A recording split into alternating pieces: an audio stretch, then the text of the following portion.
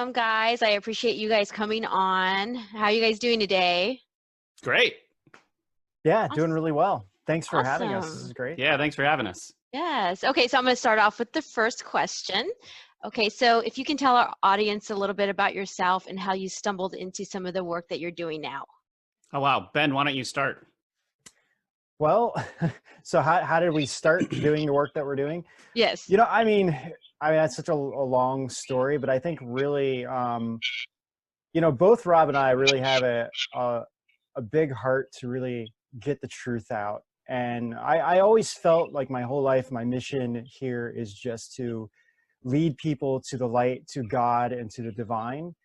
And I was just really, meditating and praying on this. Like, I just want to do something that will truly help a lot of people. And it's not about me, it's about getting the message out and getting the truth out. And, Rob is very similar.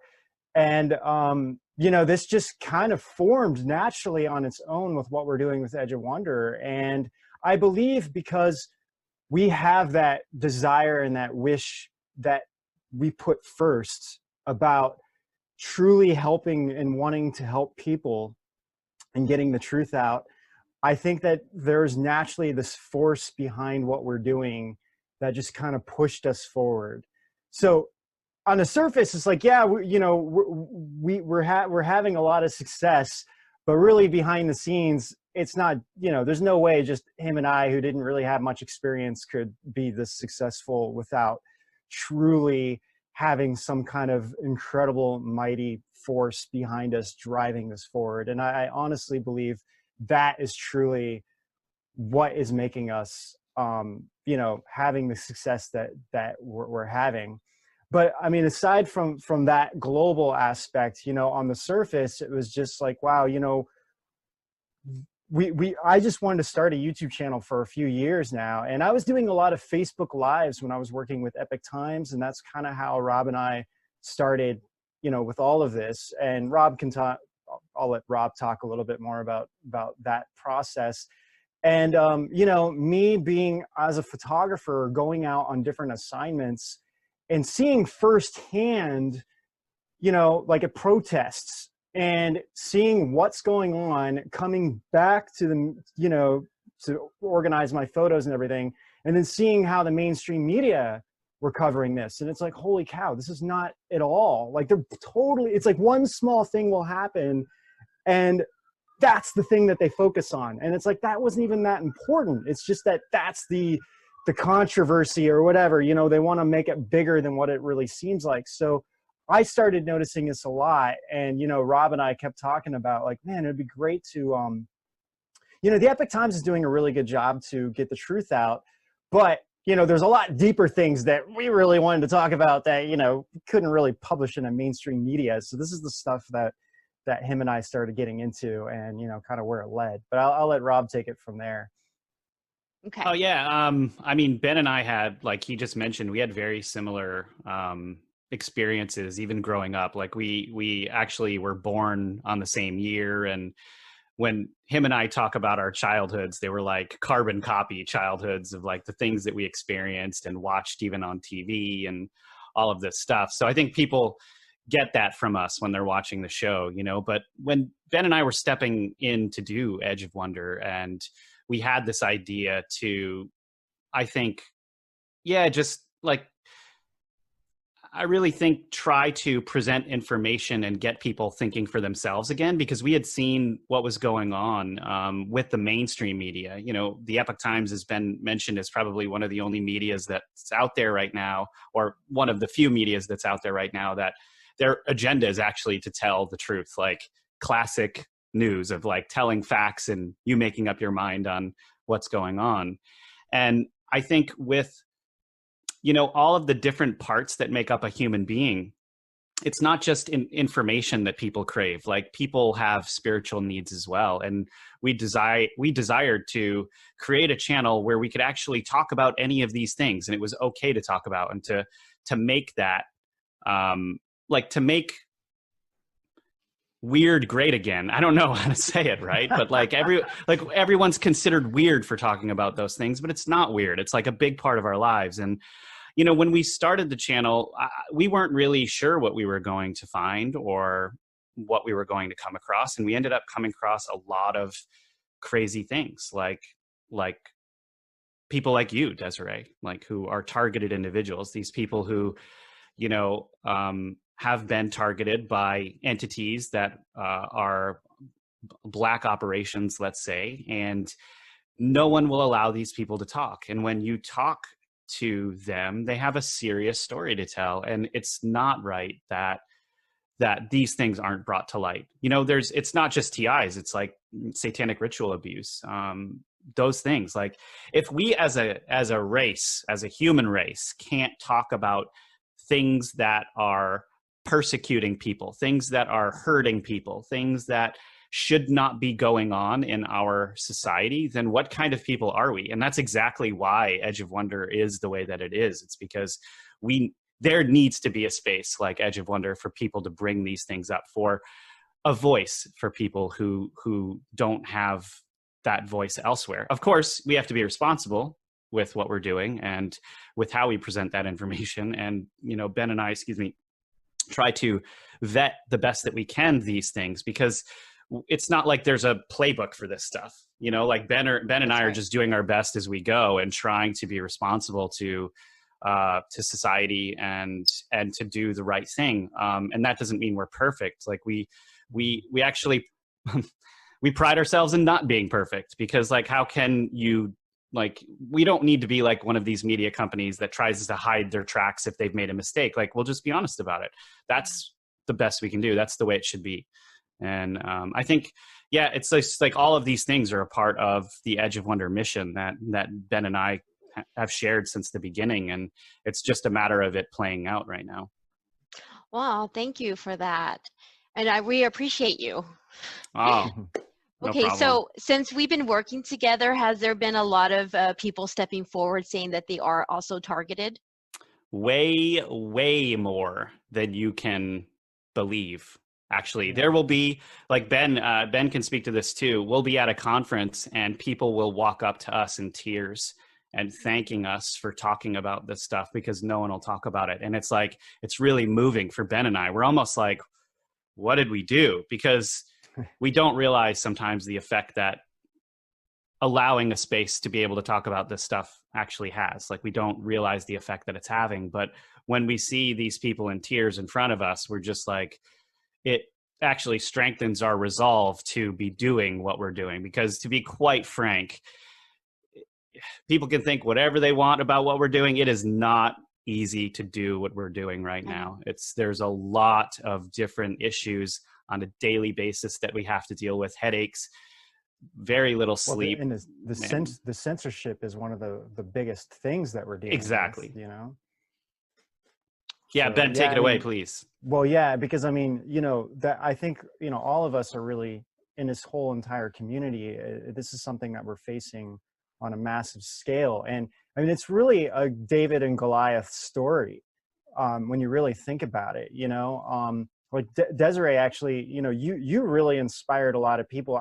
I'm constantly getting messages, you know, every couple of days now from somebody who, you know, was just really saw the documentary and was just like, oh my gosh, you know, I thought I was the only one out there, and I was terrified of telling anybody. And it's just like, thank you for doing this, and Desiree for who you are, for getting us out there. And you know, and coming back to the censorship, then a part of this is like, this is why, another reason why people don't want to speak out about these things, because one, you know, they're afraid to be labeled as crazy.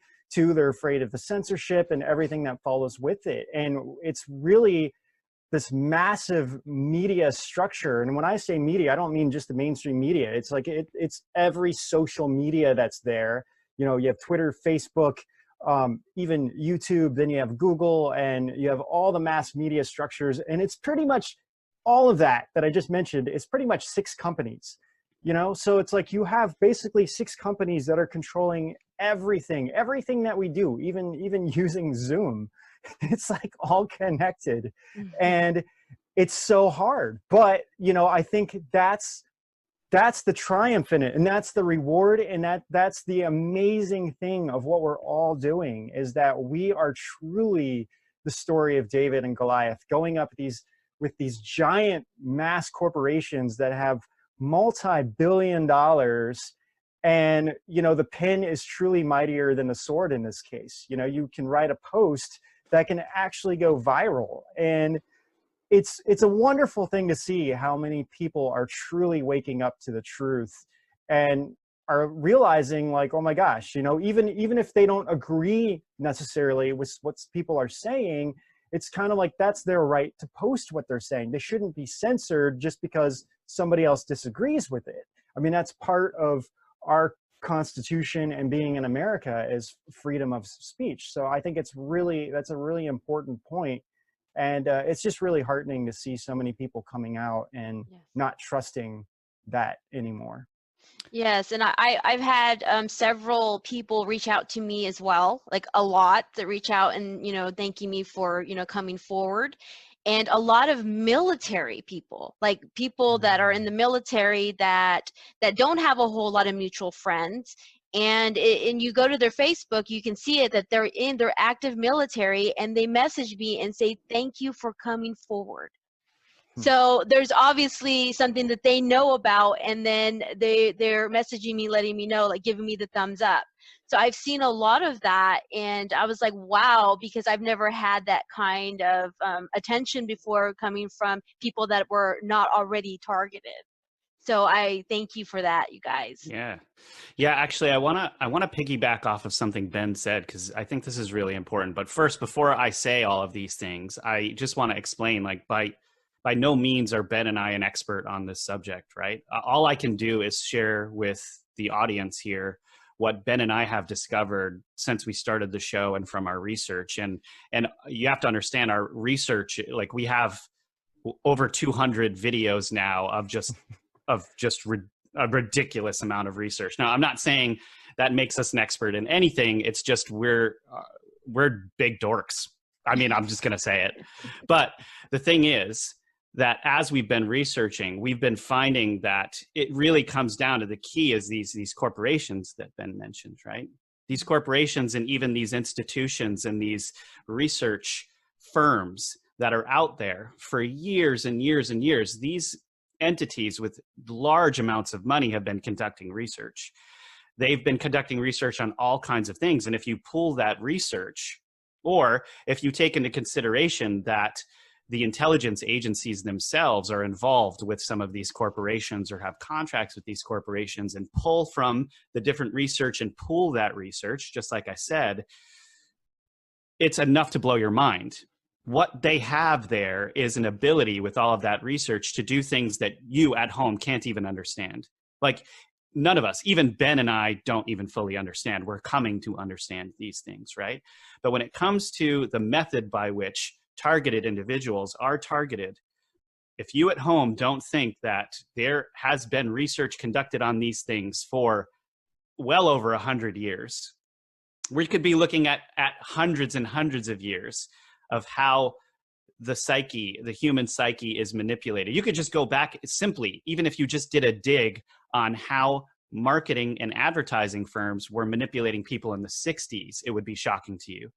Now imagine just back then them having that much information, and that's just in advertising, and then coming to today where we have all of this data on all of these platforms, some of which have been infiltrated by things like the CIA or whatever it is.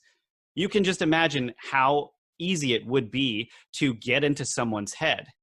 And if you look at all of that, and if you really understand it, the manner by which someone is made to think that they are crazy is to break their mind so that they can be manipulated and or be institutionalized. I mean, it's simple, right?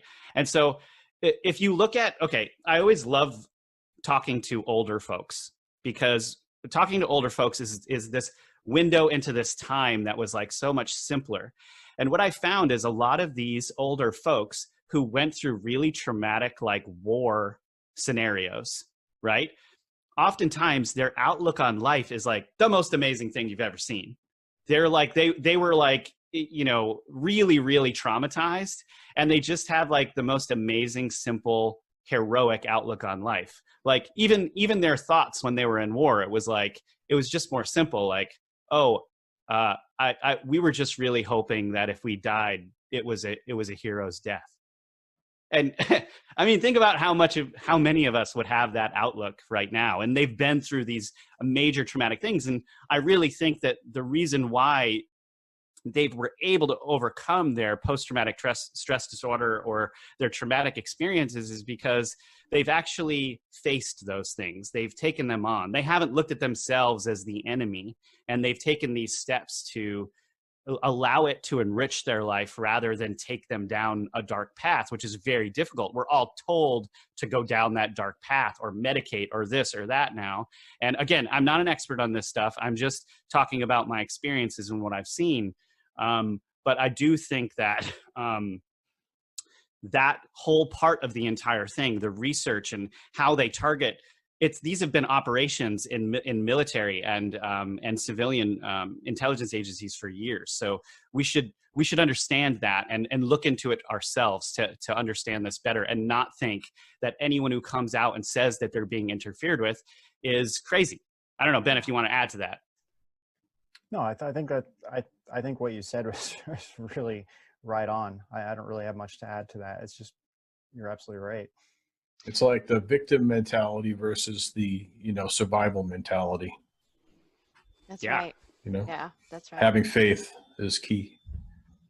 And so can you tell the audience a little bit about the documentary that we made, The Old World Order, and also if you can tell us like the craziest thing that you've learned while making that documentary? Ben, you got to take this one, man. Yeah. So, okay. So the Old World Order, it's an ongoing series that we're creating right now. We only have 2 episodes that are about an hour long each. But the concept was that, we wanted to do something that was kind of exposing our current history, or when I say recent history, like in the last 100 years, kind of leading up to what's going on today, leading up to the secret space program and kind of the infiltration that happened through the government. And so really it tells the story really kind of starting into coming into World War II and then kind of going up through today. And all of the things related to Operation Paperclip, what the Nazis were doing. For people who don't know, Operation Paperclip was a real government operation that brought over a bunch of former Nazi, well, they call them Nazi scientists, but really these were like people in charge during the Nazi era, World War II, coming over and being placed in high-level positions within the US even. And really how that started shifting a narrative. And then, coming into Roswell and all these things are kind of playing out. And so we just kind of tell this whole entire story, and we called it the Old World Order because we realized, they wanted to create the New World Order, and we realized that they're not going to be creating the New World Order anymore. This has been, the people have spoken out. The people are waking up, and their New World Order is now what was the Old World Order, and it's crumbling apart. So that's really why we wanted to call it the Old World Order. And so we have various different guests on telling different parts of the story, telling their personal stories.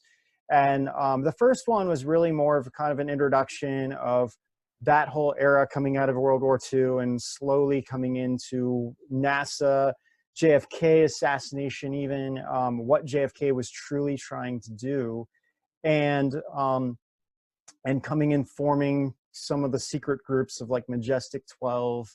And the second one is really, getting more into more of the technology aspect of hidden technology that's truly out there that, people probably don't know about. And what is actually, like, what are they doing at Area 51 and some of these, government contracting companies and organizations working through this, and then that's where your story kind of came in, Desiree. I think some of the, a lot of this was information that we kind of already knew. This was more for a lot of people that may just start kind of waking up or not really sure what's going on. We really wanted to make this more for a more general audience. So there wasn't really anything that was super shocking. I think for us, it was the process of how do we make a documentary? We've never made a documentary before. We have no Well, idea. you did a really good job. It's amazing. I've got such high reviews on that. When people have seen it, they're like, wow, it's amazing. Yeah, Oh, we thank had you. such yeah, It was we had such a excellent. dedicated team on that, and everyone, oh my God, everyone just put so much effort into making it, and we just had a really incredible team, and it was kind of like, well, okay, we don't really know what we're doing, but we know how to, we can shoot stuff, we know how to Yeah, put it was stuff basically together. like we've seen enough Ancient Alien episodes and movies to figure this out. Also, And I just want to say though, Ben, I did think one of the craziest things that you and I discovered was kind of something that you touched on. Was actually, I kind of knew that there was some kind of mixture of like the Nazis into America with Operation Paperclip, but the depth of it, how actually insane the Nazis and all the funding that the Nazis got, which were by many people, everyone would know actually, right? Because this was like, it was a concerted conspiracy actually, more than anything. But that's neither here nor there. The point is that what they were doing and their infiltration, or I guess the allowance of these Nazis coming over into the U.S., it's very similar to that movie that came out, Captain America: Winter Soldier. If you want to understand actually what happened to the United States, that movie actually has some truth, like a lot of truth to it. I would recommend checking that out, because this idea that Hydra, or the Nazi Party, came over and they were actually running a lot of things. I mean, there's a lot of truth to that. And if you just take that into consideration, that whole thing is also the cabal, then you have an accurate kind of picture on what all this, and seeing that, really digging into that and researching it, and then all of the experiments that the Nazis did on people to learn more things, and how we got to where we are today, just was really mind-blowing to me. yeah, I Wow. think the Nazi experiments, I think for me was, I knew, and even the Russian experiments, I couldn't believe what we were finding with the Russian experiments related to animals. That, I think, was because I heard about it, but I didn't actually know that there was real footage out there showing these experiments. And I think that, to me, was probably the most shocking thing that we came across. And I don't know if I really want to get into it, but they called it zombie. It was a zombie animal experience, or experiments. For example, they had a dog, and the heart was taken out of the dog, and it was hooked up to these these tubes and everything, and it was still beating, and the dog was still breathing. Th- th- this stuff, I mean, this is going back into the 50s. And Dude, I wait, just kept thinking, the 50s, everyone. yeah, 1950. 70 years ago. 70 years ago. That's right. So what blew my mind, I think, was, oh my gosh, if they were doing these experiments in 1950 with this animal, what in the world are they doing now? What kind of experiments are they doing now? And I think that's where your story really starts taking shape, because it's just like, okay, yeah, we move from, hanging a heart up. Now we can control a human body with a microchip.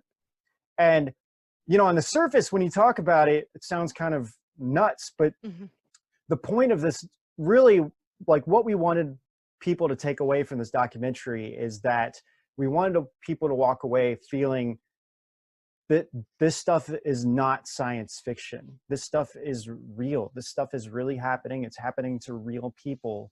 And it's not anything to be afraid about, but we just wanted that information out there. Like, this is really happening. This is not science fiction. And, the more people who are aware about this, the more people are going to be speaking up about this, the more people that want to find the truth. And slowly we're going to start seeing documents. We're going to start seeing military people coming out. We're going to start seeing things where people will start acknowledging this stuff actually exists. Well, yes, thank you. Yeah, that's what I was hoping to get out of this documentary. I was like, I'm hoping like a whistleblower comes forward with, documentation, and that's still in my prayers that comes forward, because people are still viewing the documentary. Desiree, you're the whistleblower. The whistleblower. I'm just letting you know. Okay, Pioneer. I never saw it that way. Okay, so I think having an insider, though, like someone in the military or someone who has knowledge of the program would be fantastic, where you can actually sort of validate a little bit better the information. Have you had any of those kind of people coming to you at all? Ben and I have had a few people reaching out to us from the military who need to remain anonymous, and they've told us and confirmed a bunch of things that we've been reporting on. And I just want to say, Desiree, it's very telling that since you've come forward, which has mostly been through Edge of Wonder, that there have been multiple different military personnel contacting you and thanking you. Like, that actually shows that what Rick just said is the case, and that it's only a matter of time before we do get that validation from someone in one of these programs officially, I think, personally. Yeah, and to kind of, when I was saying like, no, I meant like not specifically on this topic, but Rob's right. We have people contacting us almost on a daily basis with, different kinds of information, and we have to like kind of go through the process of vetting some of these people. But we did make some really amazing contacts through all of this, like as Rob said, that need to remain anonymous. But I'm hoping that more people will connect with us in the military specifically on this particular issue, and some of the future, or I don't want to say future, but advanced technology that exists that people don't know about. And I think that the 5G aspect, there is a lot of people contacting about 5G right now.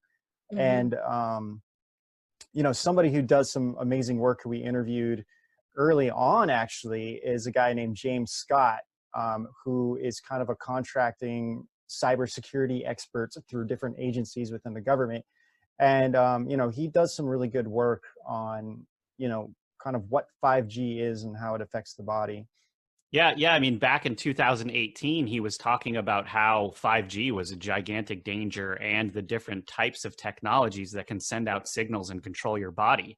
He was actually, funny enough, he was our first interview on Edge of Wonder. We were lucky enough to get him as our first interview on Edge of Wonder. Wow. Yeah, and our minds were blown. And that's actually, to be quite frank, Desiree, if it wasn't for James Scott revealing all of that stuff to us, and some of the CIA documents or the different intelligence documents that dropped that showed the different frequencies and how they could manipulate the human body, it would have taken longer to understand what you were talking about and even going through. But lucky for us, like he kind of came in and just like blew the top off of it. And, we were just sitting there like, whoa, because we just didn't expect it to be as advanced, I guess you could say, as it was. That was kind of our first interview with someone in the intelligence technology community who was telling us stuff like that.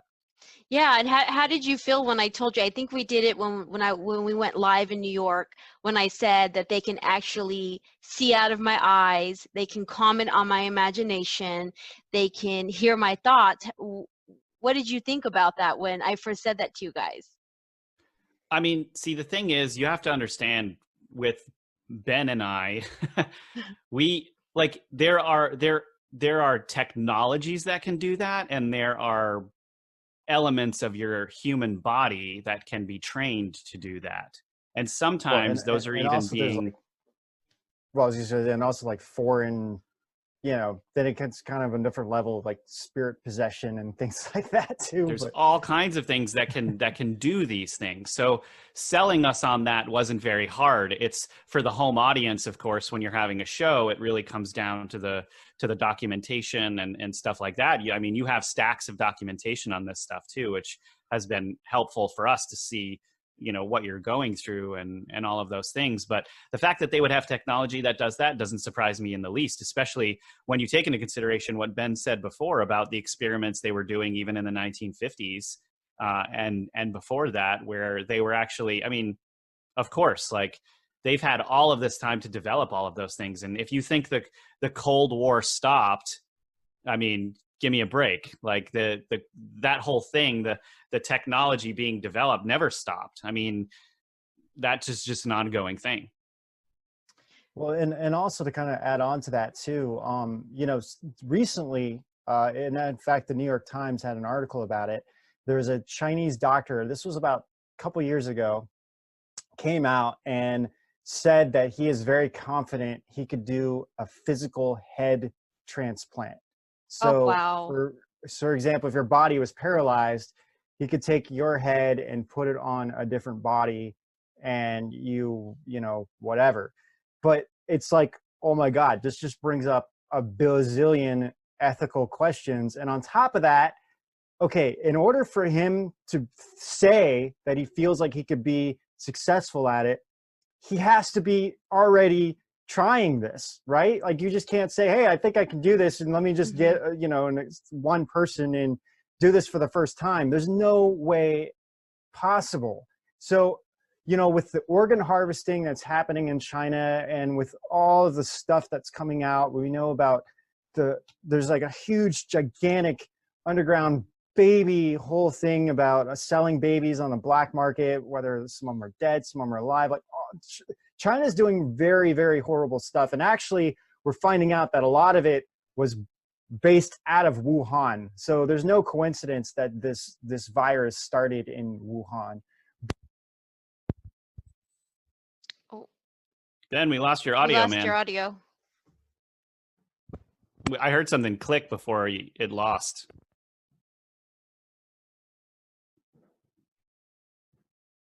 We'll give Ben a second. Okay.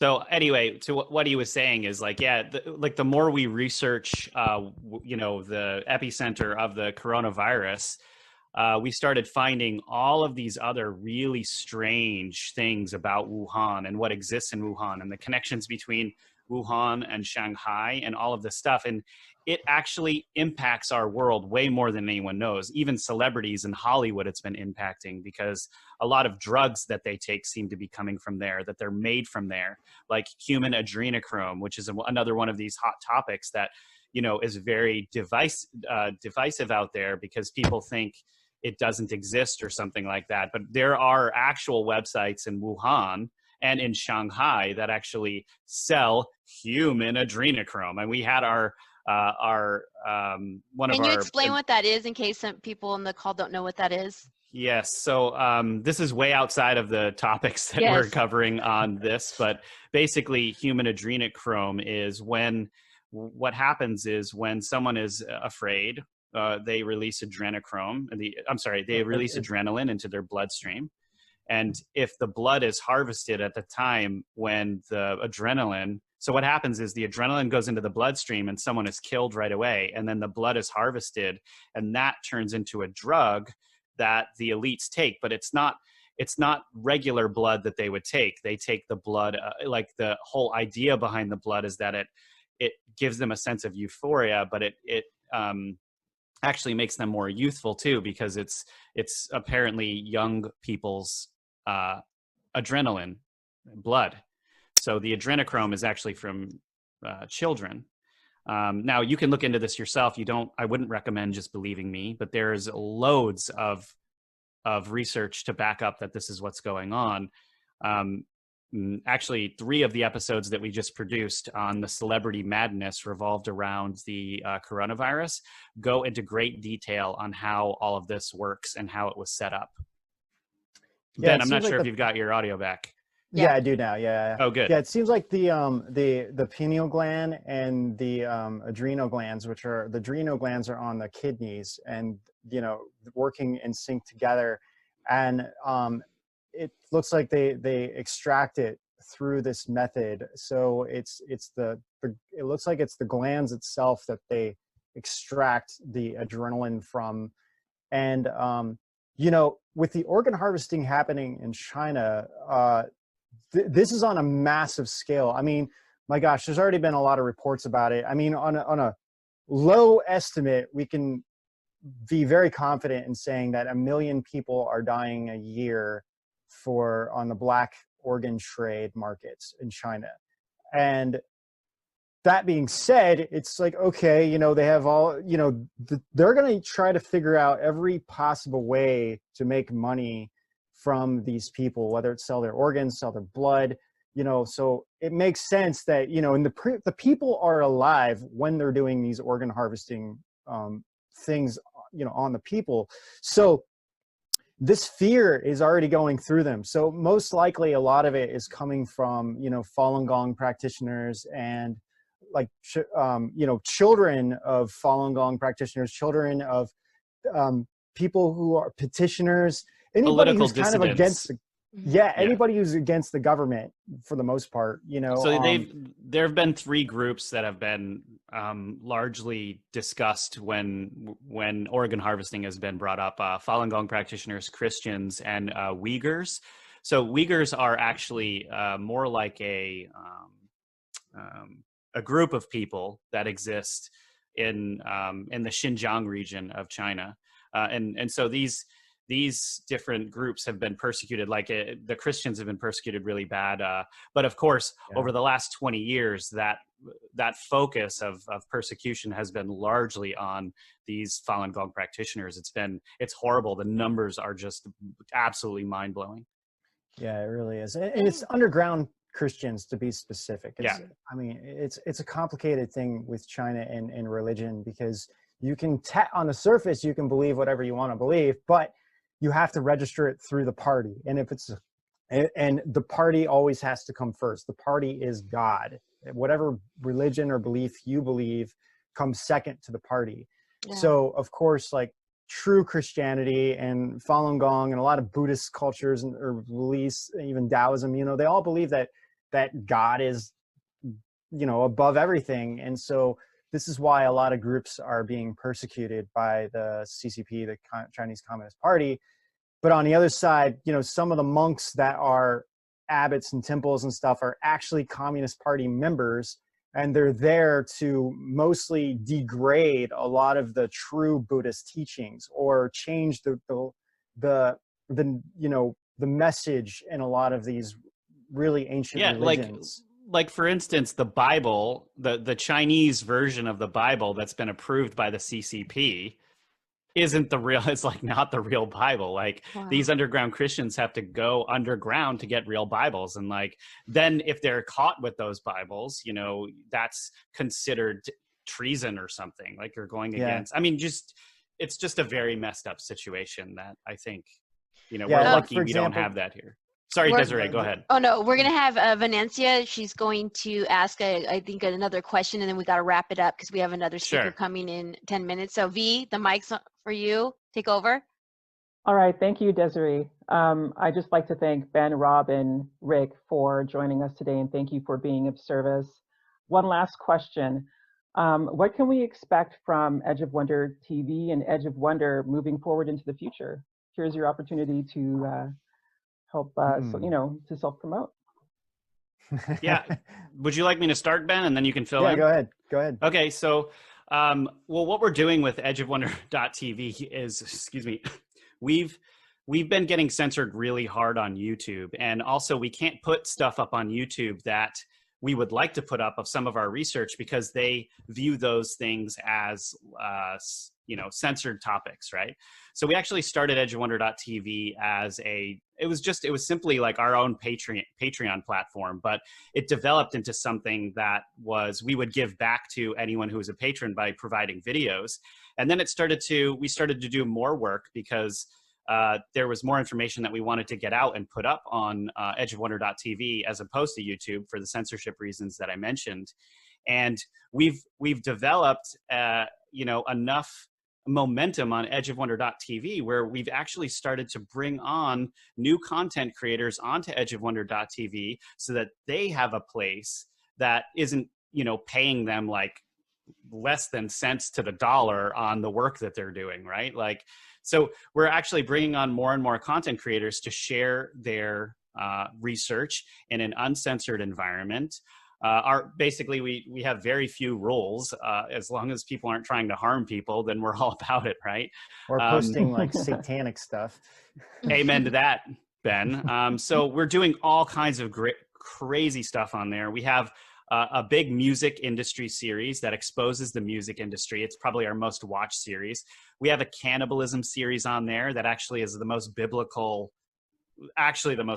series that we've done to date. It goes way back into history up until now.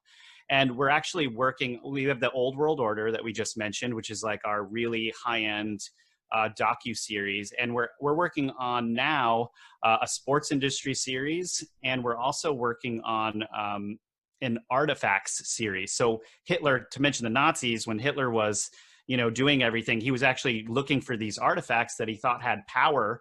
And we started digging into that and realized how much of an occult mastermind Hitler was. So we're just going through and exposing the true story of Hitler, the Nazis, and the search for these artifacts. That is a very bizarre and true story that needs to be revealed on a much more massive scale, I think. And I'm not sure, Ben, if you wanted to add to this.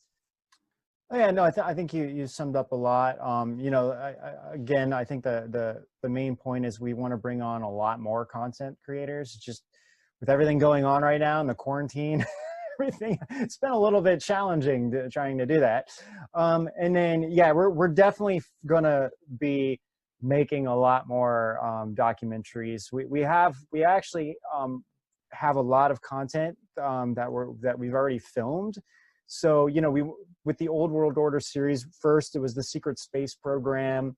We're going to get into what we call bogus banners, which is you can't really say the false. The FF flag part of that, yeah. It's too much. So we just call it bogus banners. But yeah, we're going to do that. Exposing more of kind of like what is, and exposing Luciferian doctrine, and couple more getting into kind of the human organ, or I'm sorry, not necessarily organ trade, but human trafficking, which kind of goes along with like organ harvesting and stuff. And then we do want to do some positive and really spiritual uplifting stuff too, spiritual things. So we're kind of working on that right now. And we'll have more interviews with people, and we just want to make this as big as we can, really. Great, thank you so very much.